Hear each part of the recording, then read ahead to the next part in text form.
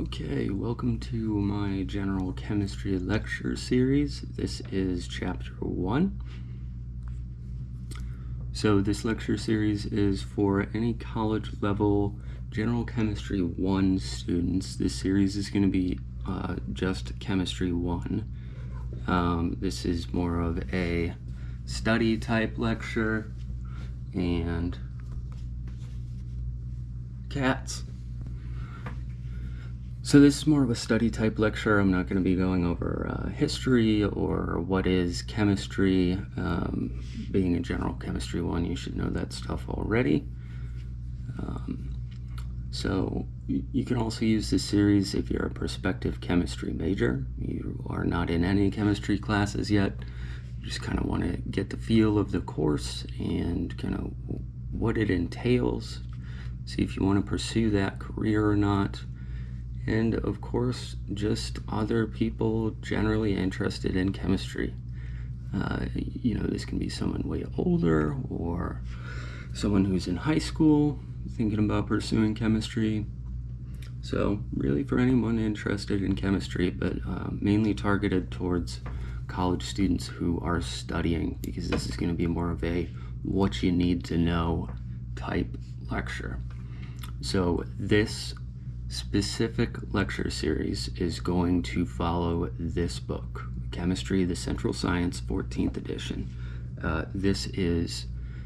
I've done a lot of research into a lot of college programs and just the general, what is chapter 1, 2, 3, what are those subjects? And this book generally follows that rule. So even if you don't have this book in your class, this book's chapter 2 may very well be the same subject as your book's chapter 2.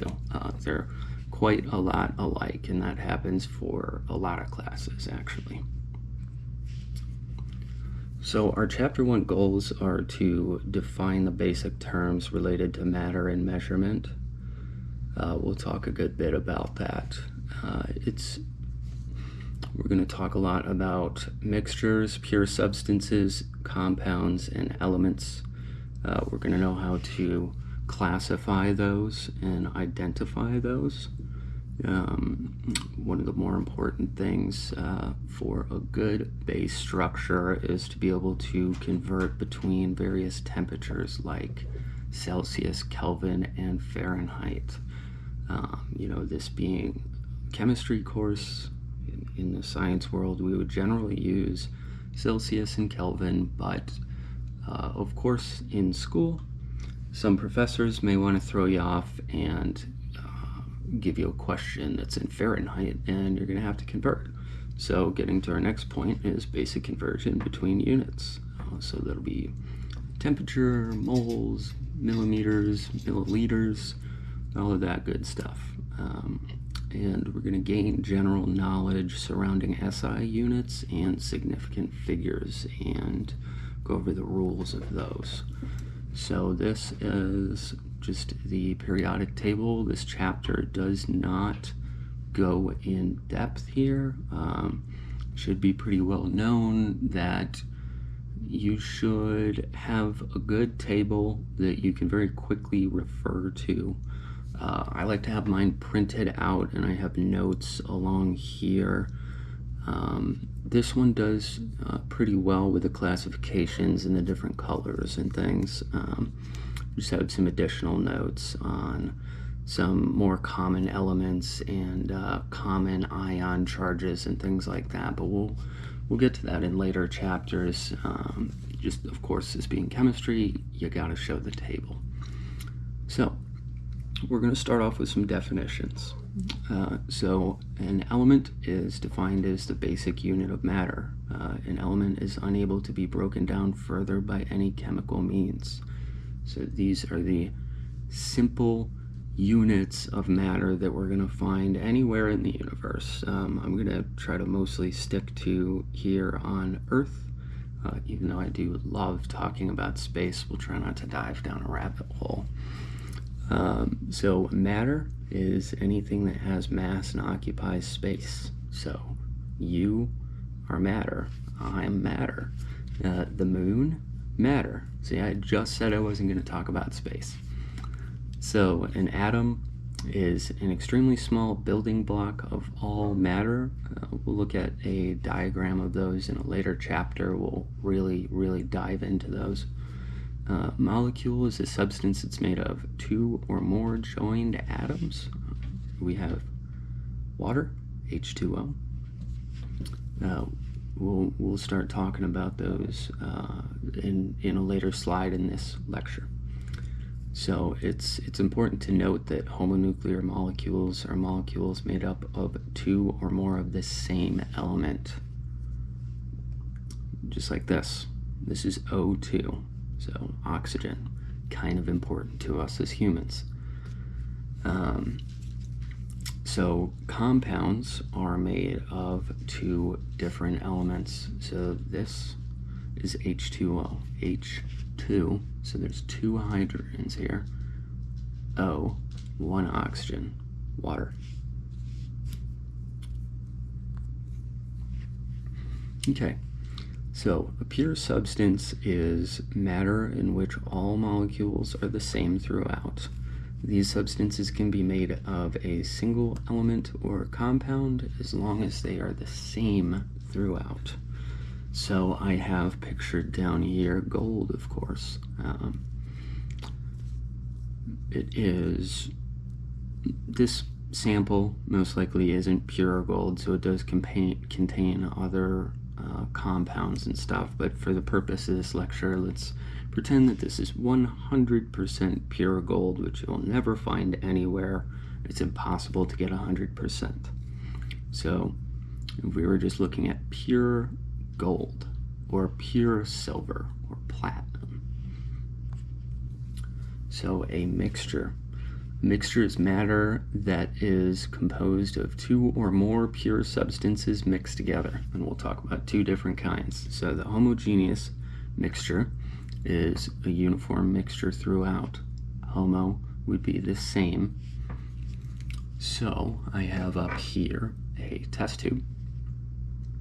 There is apple cider in here. It was just kind of the first thing I could find.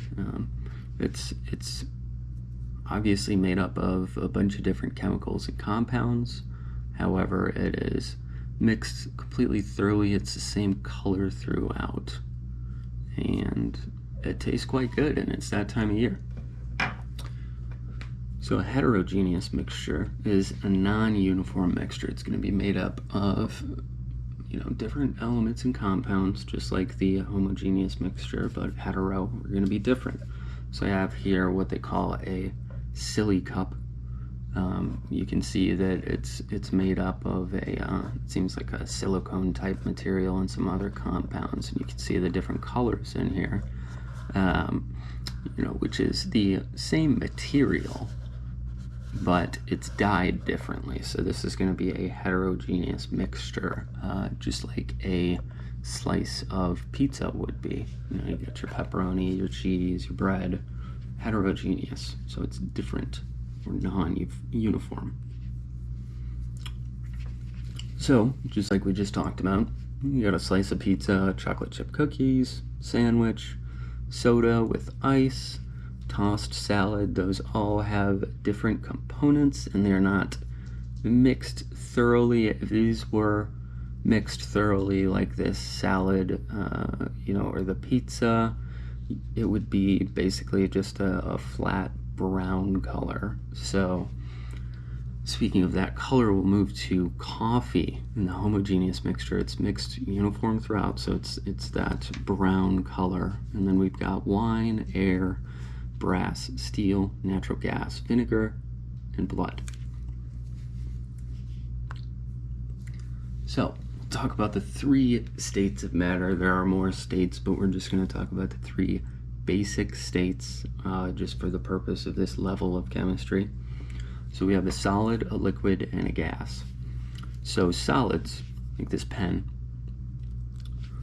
if you were to zoom in really far and look at the individual atoms of this pen, you would see something that resembles this. And I know this isn't animated, but if we were viewing this pen in real time, these molecules would be vibrating together, but generally they really don't have a lot of movement at all, but they would be vibrating, moving slightly in real life there. So we have a liquid. The molecules are allowed to have much more movement and are able to bounce around in this beaker here. However, they don't penetrate the surface out here. They can't escape this container. And then we have a gas here, and the molecules have a ton of movement. They're going crazy all over the place. You can see they're escaping the container. And a good example would be, steam from boiling water. So that's escaping the pot. You can see it. If you don't have your vent fan on, you can see it start to condense as it gets cooler on the top of your vent hood. And eventually, if you were to boil the water long enough, it would start dripping back down because it's so cold it condenses back into a liquid. So, and if we were talking of water, obviously you put it in the freezer and you'd make ice. So we're going to talk about physical change versus chemical change. So a physical change is a change where a substance's physical state or appearance changes, but the chemical formula does not. So this is a decent example here where we have a solution and we're pouring a dye with another chemical in it, and we're having a reaction occur, but the actual molecules that are contained within this first mixture and that dyed mixture are not actually changing themselves. Okay, so on an anatomical level, if we were to zoom in really, really far, there is no change happening way down there, just the colors we can see. So that's physical. So chemical is a change in which the formula of the substance is altered. And my personal favorite example of this, of course, is explosions, because blowing stuff up is fun, of course. So down here we have a hydrogen peroxide dish soap reaction with potassium iodide happening here, and it's pretty darn fun to do it and see, how big of a reaction you can get. I've seen videos on YouTube where they have, you can see this blasting out. They have videos on YouTube where it blasts out like 20 feet. A heck of a thing to clean up, but super fun to experiment with. So this, if you were to zoom very far in, you would see that the molecules will combine, separate, and change into different molecules. So on a chemical level, these molecules are changing as they react with one another. And that's what makes this a chemical change. So we'll talk about precision versus accuracy. So, two measurements are considered to be more precise the closer they are together. So generally, this would be a series of measurements. That would be pretty easy to tell apart from a non-precise, set of measurements. Say we have 101, 101, 102, 101. Those are very precise. They're very close to one another. However, if we have 101, 1.1, 1.5, 1.02, those are quite far apart. Okay, we can see down here in these two left targets, the archer or shooter or gun person, whatever, that's shooting at this target has made a very precise couple of shots here, because the spread, the distance between any two measurements in this little cluster is very small. And you see the same over here. with the cluster being very well packed together, and obviously these two were much more spread apart, we are much less precise with our target practice here. So accuracy of a measurement is how close the end measurement is to reality. So if we were to consider the bullseye here to be reality, this one over here, I mean, all of the shots are completely hugging this bullseye, so it's very highly accurate. Now over here we have one on the bullseye, and we have the rest of the targets on this first ring here, which is pretty darn good if you've ever shot a gun or an arrow or whatever. It's pretty hard to get that close to the center all of those times, and the center is our reality. It's what we actually know is the answer. So over here, obviously, we're very far away from this bullseye, and we're just not accurate at all. I mean, this one's way out towards the edge, and our reality is this bullseye.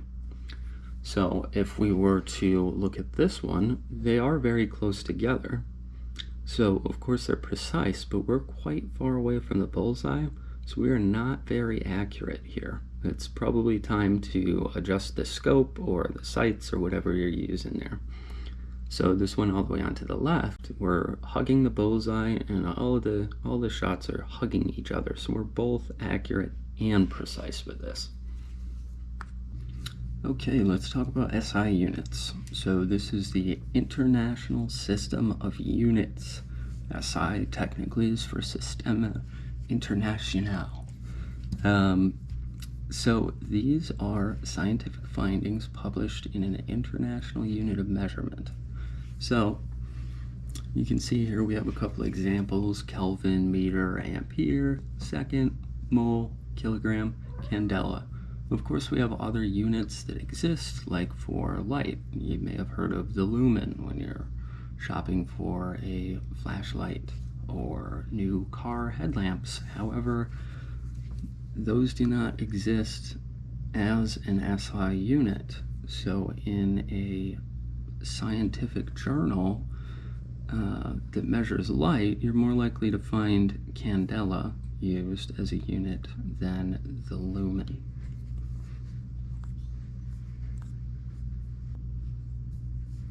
So here are some common prefixes of SI units. So some of the more common ones we're going to see is centi, milli, micro, nano, let's see, kilo, maybe giga, maybe tera, and possibly peta as well. However, you may see the other ones on this list. Commonly, it's just written in scientific notation.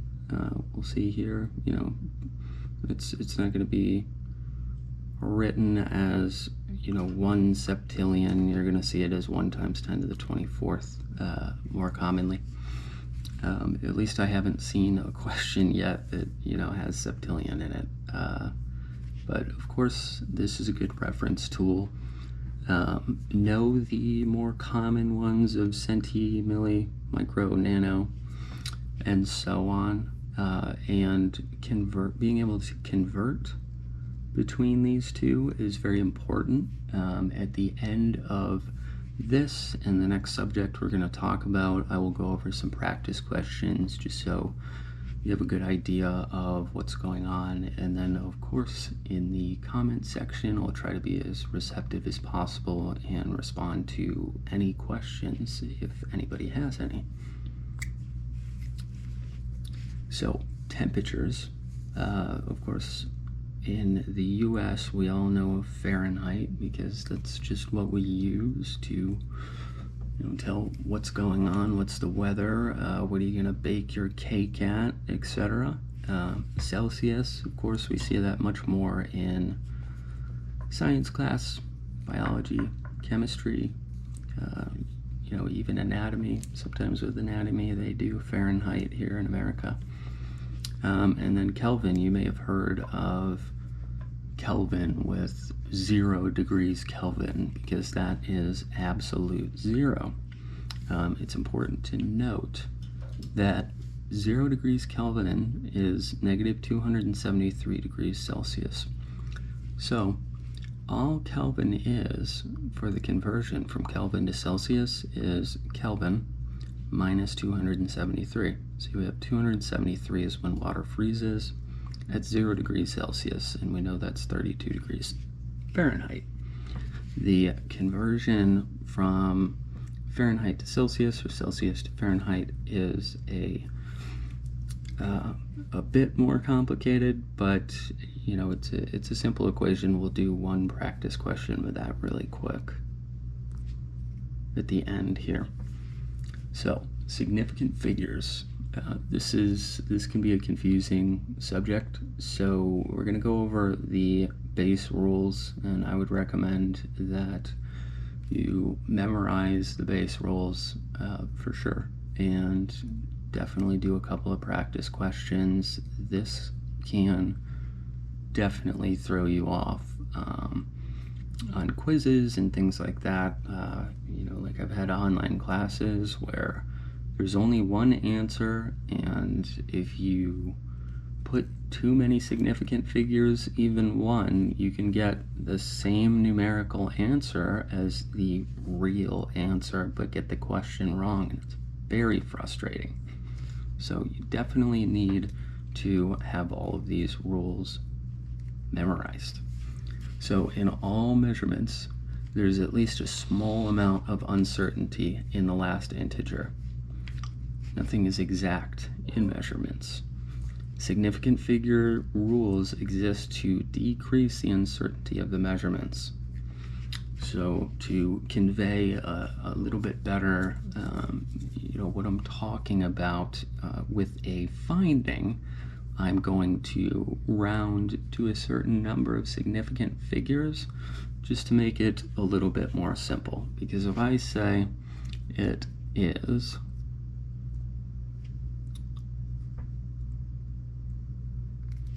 if I say it's 32 degrees here, freezing, 32 degrees, Fahrenheit. If I say it's 32 degrees in this room, which would be terrible, that is not exact. It's not 32.0 or even 32.1. I say it's 32.1. But in all reality, this is a continuing string of numbers. That's the exact answer. But if I wanted to round it off to make it simple, so I don't have a 1 billion page scientific report, then maybe I'll round to 2 decimal places, or as we'll learn in a bit, 4 significant figures. So I would just say 32.13 and block those out. Not put those on my paper. Okay.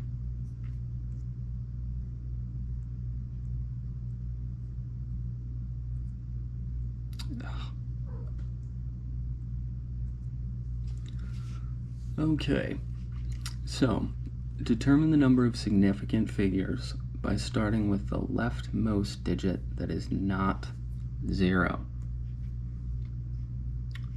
So here we have a 0. Sorry, my iPad pencil deal is missing its charger, so I have to deal with this pen, and it's not as smooth on there.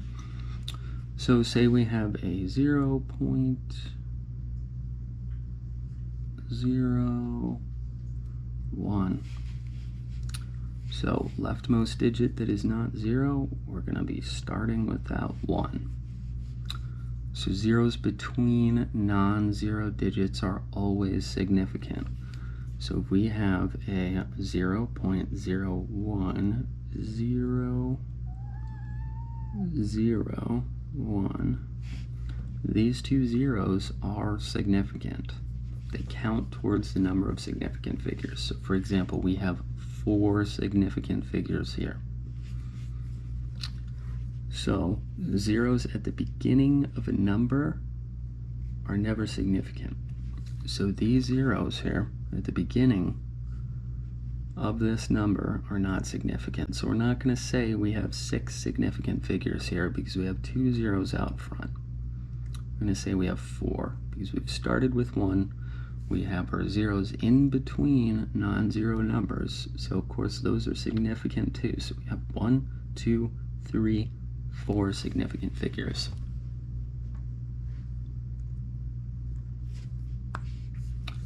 Okay, so, whoops.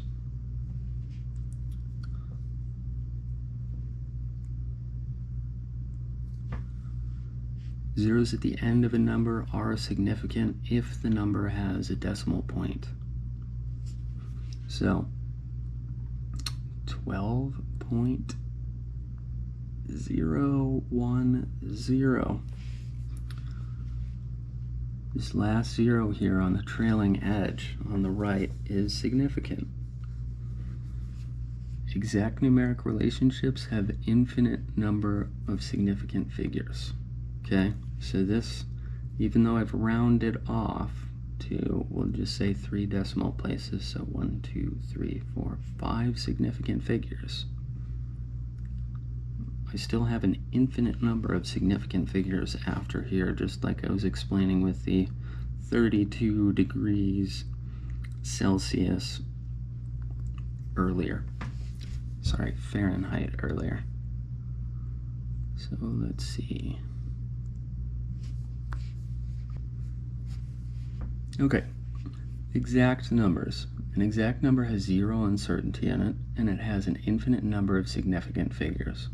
So, just as I said, even with the, the rounding of my answer on the last slide, I know this is a different one. Sorry, 3.2. Say I rounded there just to 2 significant figures. This is an exact number, which has 0 uncertainty, which means, remember, I keep going, just like 1/3 or 33%. It's not 33%, it's 33.3333. Keep on going and repeating, and you may have seen that slash over the numbers to signify repeating.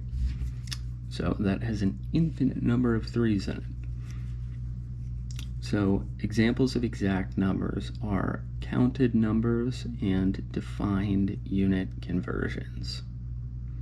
So we have the conversion from Kelvin to Celsius, which is the temperature in Kelvin minus 273. So that 273 is an exact number.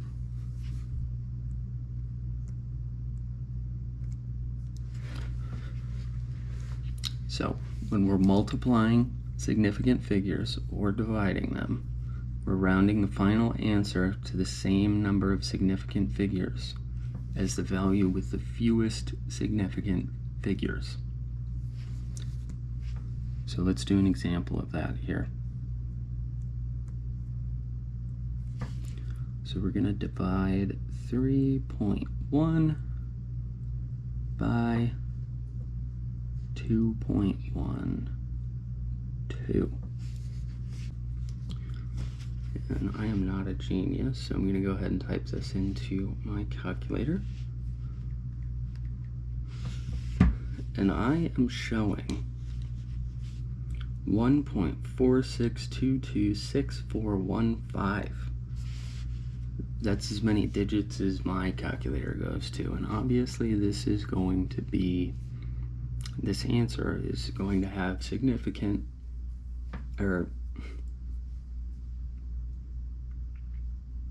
so that's as many as many integers as my calculator will handle. Just a simple phone calculator, and obviously we're going to have infinite significant figures on that answer. However, we're going to be rounding the final answer to the same number of significant figures as the value with the fewest significant figures. So we have 1, 2 significant figures up top, and we have 3 down bottom. So we are going to be rounding to 2 significant figures. So even though our answer is 1.622 and so on, our answer is only going to be 1.4.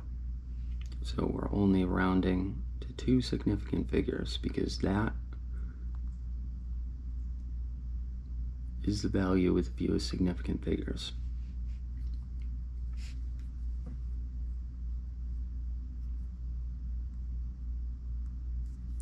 So let's add some significant figures. So we'll do this again, 3.1, except for we'll add 2.12 this time.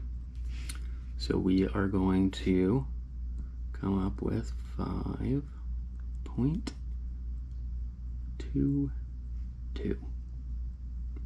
That is our numerical answer. We're going to be rounding our final answer to have the same number of decimal places as the value with the fewest number of decimal places. So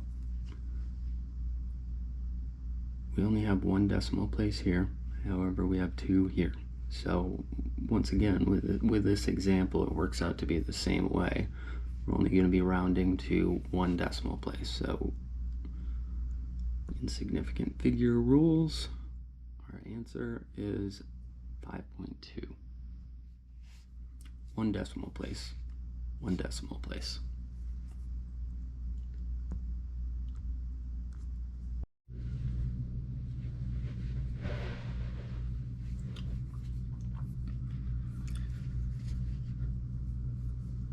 Okay, so let's talk about converting between units. So when converting between units, write the skeleton of the conversion first, parentheses, division line, etc. Then write the units before adding any numbers to your equation. So this is a decently good rule to follow just so you don't get lost in your units.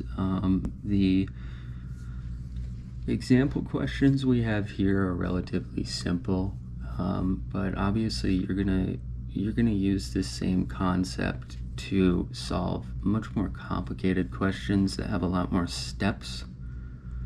So you don't want to get lost and get your units wrong, then you get the question wrong even though you got the right number. Just frustrating. So let's start with how many grams are in a pound. So I'm going to start with writing what I want is 1 pound. I need to find how many grams are in that 1 pound. So what I'll do is go down here and write 1 pound. And then I'm going to write a parentheses here. So I don't know off the top of my head the exact number of grams that are in a pound, so I'm going to have to go to something that I know that's in 1 pound. So I know how many ounces there are in a pound. So I know that there are 16 ounces in a pound. So down here, I have 1 pound, and I know that there are 16 ounces in a pound. So now what I'm going to do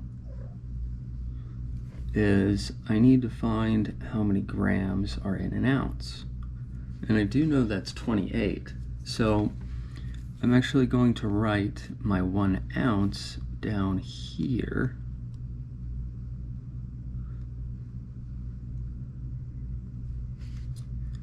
And now I know there are 28 grams in 1 ounce. So what's nice is this is all just one, so we don't have to pay attention to that. So draw parentheses here to make this make more sense. So because we have 2 parentheses in a row, so what we're going to do is multiply. So since we don't have to worry about these ones, all we're going to be doing is multiplying 16 by 28. When we multiply 16 by 28, we get 448. So we know there are 448 grams in 1 pound. Along your way, you're definitely going to memorize a lot of these conversions and the amounts. Like an easy one, for example, there's 28 grams in an ounce. However, if you don't have access to that information, say on a test, and you know part of it, it's basically a good procedure to start big and get down to your small units. So I started with 1 pound.